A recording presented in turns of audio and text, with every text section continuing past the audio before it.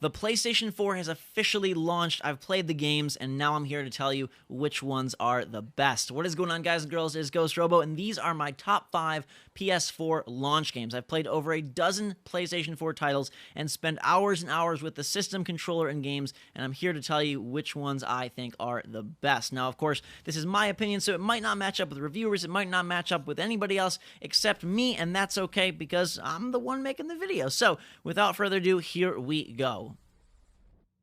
My honorable mention goes to Knack, which I think is a lot better than people are really giving it credit for. Now, nonetheless, it's still kind of a one-trick action brawler type game on a very linear path, but it's very charming. I think the story is kind of intriguing, and it's super tough. I've died more times in Knack than Killzone, which I never would have predicted. And for someone who enjoys more whimsical, joy-filled, colorful games, I kind of get a decent amount of enjoyment out of it. I don't necessarily think it's for everybody. I don't even necessarily think it's for most kids because it is really tough. You die very easily, but Knack is still a pretty cool game. Now, onto the real list, here we go. At number 5 is Battlefield 4. The game has had a lot of problems at launch with server connectivity issues. Joining matches, I still can't get into Conquest properly. There's been crashes, there have been corrupt save files, it's kind of a mess, but the underlying game is a beautiful one and very, very visceral. I give it a lot of points for not only shining through as a stellar graphical example on the PlayStation 4, but also delivering a very, very intense first-person shooter military experience. I think Battlefield 4 edges out Call of Duty Ghosts this year for the first time in maybe ever, at least in my books, and both the single-player and multiplayer are pretty cool. Multiplayer definitely takes the cake as the better half of the game, and as you can see, it is so pretty. All of the debris and explosion and destruction effects are in tip-top shape here on PlayStation 4, and it looks light years better than anything the Xbox 360 or PlayStation 3 could possibly produce. Now, there are much bigger maps and bigger matches here in Next Gen as compared to those past gen consoles, and the single player in Battlefield 4 isn't too bad. Is it revolutionary? No. Is it great? No. Is it solid and serviceable? Absolutely. Once all of these online issues are worked out, I think Battlefield 4 will cement itself as one of the premier shooters in the early days of PlayStation 4. Next up at number 4, we have Need for Speed Rivals. This game kind of came out of nowhere and really shocked me. It's quite possibly the prettiest PlayStation 4 launch title, and if you're a big racing fan, I could easily see this taking your top spot. The game combines the best parts of the recent Burnout and Need for Speed games and mixes them into one really awesome package. You have a huge map with plenty of freedom. There's coastal seasides, you've got rainy forests, and you have huge open stretches of highway to gun your cars as fast as humanly possible. There is no better feeling than roaring through the streets at 160 miles an hour in a Lamborghini cop car, smashing into some crazy racer trying to get away in perfect 1080p. It's just unreal. Now, they bring back the cops versus racers mentality from Need for Speed Hot Pursuit, which was probably my favorite entry in the Need for Speed series last generation, and I think it serves the game very well. I love the balance between being an attacking cop and an escaping racer, and the game does a nice job of letting you choose who you want to be and what exactly you want to do. At each step of the way, you have these small checklists that give you a direction and a guide to control your huge experience. It does feel very open nonetheless, and you can basically do just about anything. Although I do like the fact that they have these checklists to provide some context for my wild adventures around this beautiful world. At any given time, there are about a bajillion things to do as events pop up all over the map. You can start those at any point in time, no matter where you are or what you are doing. And there's also some random events that will pop up as you go. Maybe some fellow police cars are chasing after a crazy racer and you want to join in on the fun. Speaking of joining in, the online is really cool here. If you're someone who has a lot of friends with a PS4, you can have them all kind of enter your game at the same time and race against them, compete against them, maybe even crash against them if that is what you so choose. Compare all your stats and figures from speed walls to specific times in races to overall point titles. It's pretty great in terms of online integration. If you're like me and would rather go against the computer, that's perfectly fine as well. You can shut all that down and just play against the AI, which I think is pretty fun. Need for Speed Rivals is a great showpiece for the PlayStation 4 because not only does it deliver really awesome visuals at a standstill, it enhances everything once you're moving at such a quick pace, and I think that really sells the whole next-gen experience. My number 3 game of the PlayStation 4 launch takes things to the digital side, going with Resogun from Housemarque, the people who did Super Stardust HD. I really liked that game, but I preferred something more along the lines of Geometry Wars, and I feel like Resogun slides itself in that direction.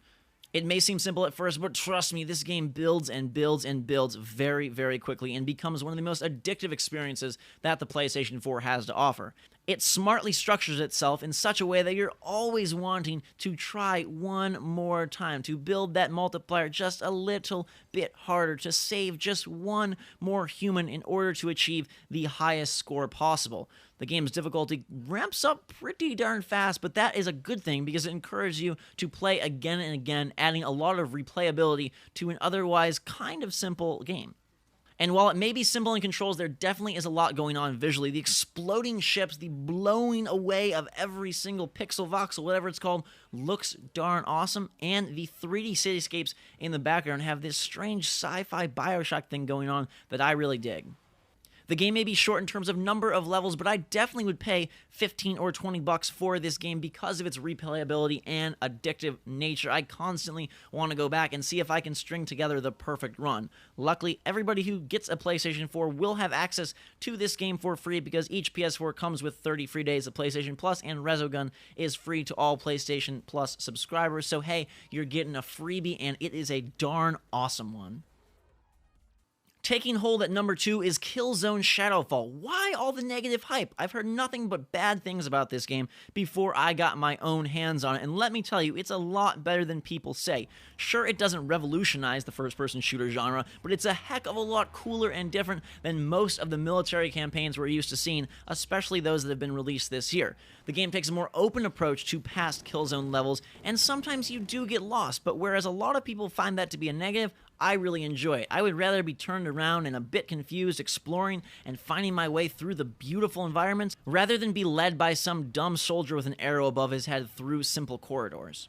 Just like Battlefield 4, I think it utilizes the controller really great and takes advantage of the improved sticks and triggers to deliver a shining example of why the DualShock 4 just may be the best controller on the market. It also utilizes that brand new touchpad in a pretty cool way, allowing you to take control of a companion drone who will do everything from help you zipline from top to bottom to take down enemies and distract them from your presence. Now, it does get kind of heavy-handed and dives into this very emotional and kind of overwrought political story and struggle, but I never came to Killzone for an epic story, and I think most of you probably know that going in. This isn't Bioshock Infinite, this isn't The Last of Us, it's not going to deliver a plot that blows you away, but what it will deliver is a visual ensemble that does blow me away, and definitely sets the bar very high for futuristic shooters coming out later. I'm a sucker for that futuristic fun, those neon lights, those bright colors, and here everything is in full effect. Yes, the campaign is pretty standard, but the more open levels and the gorgeous visual landscapes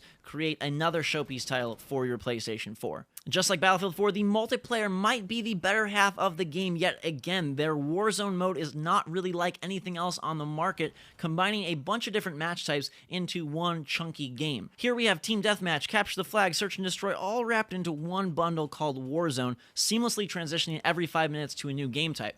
What I really like about this is that it encourages players to try out a bunch of different game modes without being slotted into a very specific playlist and feeling chained to it. All in all, I'm having a lot of fun with Killzone Shadowfall. It looks, sounds, and plays great, and while there isn't a huge variety in the number of guns within the game, the ones that are there are just fine for me. This game doesn't drastically alter the first-person shooter formula, but as long as you know that going in, I think Killzone Shadowfall is definitely one to pick up.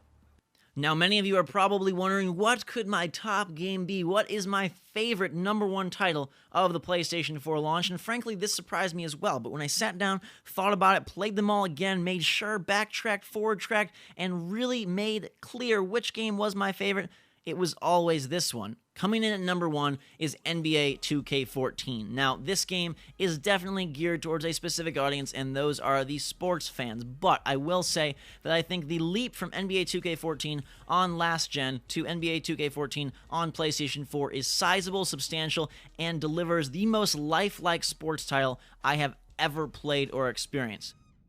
The game itself is probably the most mechanically sound of all the PlayStation 4 launch titles, and while it does have the advantage of expanding upon an already great NBA 2K14 on Xbox 360 and PlayStation 3, that doesn't take away from the fact that this is probably my favorite sports game of all time.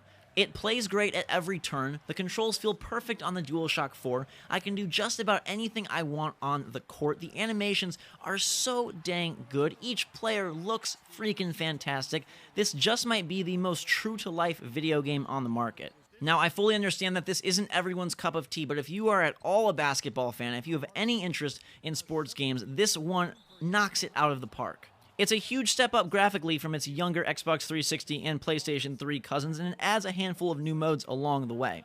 Sure, it's just a basketball game, but that does not take away from the fact that this is the most robust and best overall game on the PlayStation 4 at launch. If you're looking for the true trophy winner, you have to pick up NBA 2K14 on PS4. Guys and girls, that is going to do it. Those are my 5 favorite PlayStation 4 games here at launch, and I think the 5 best. I played this thing for hours and hours, and I've been enjoying the heck out of it. I hope you guys enjoyed the heck out of this video. If you did, smash that like button, add your favorites. Let me know in the comments below which games you think look the best and what you think of my list itself. I'm curious to know your thoughts and opinions. Also, if you want to see me do this with the Xbox One launch lineup, just hit that like button, and I'll bring it to you in just a few short days. I've been loving the PS4 so far. Can't wait to see what the Xbox One has to offer. But until that time, guys and girls, have a fantastic day. Drink some hot chocolate. Thanks again for watching, and we will see you all later.